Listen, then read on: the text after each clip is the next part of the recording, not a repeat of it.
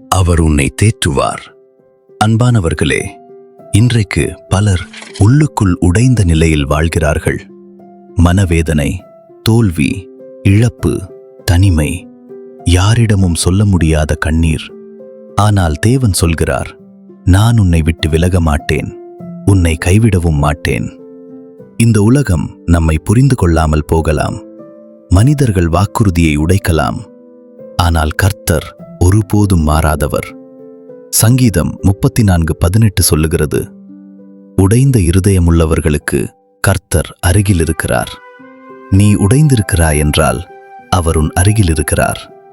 இயேசு சொன்னார், சோர்ந்தும் பாரம் சுமந்தும் இருப்பவர்கள் எல்லாரும் என்னிடத்தில் வாருங்கள், நான் உங்களுக்கு இளைப்பாறுதல் தருவேன். அவர் கேட்பது ஒன்றே, என்னிடத்தில் வா. உன் கண்ணீரை மறைக்காதே, உன் வலியை தடுக்காதே, என்னுடைய பாதங்களில் அதை விட்டுவிடு.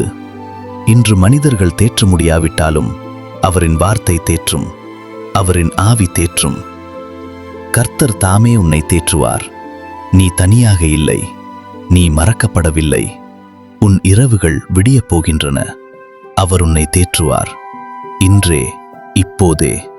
இந்த ஆறுதலின் செய்தியை உடைந்த உள்ளங்களுக்கு பகிருங்கள். கர்த்தர் உங்களை ஆசீர்வதிப்பாராக. ஆமேன்.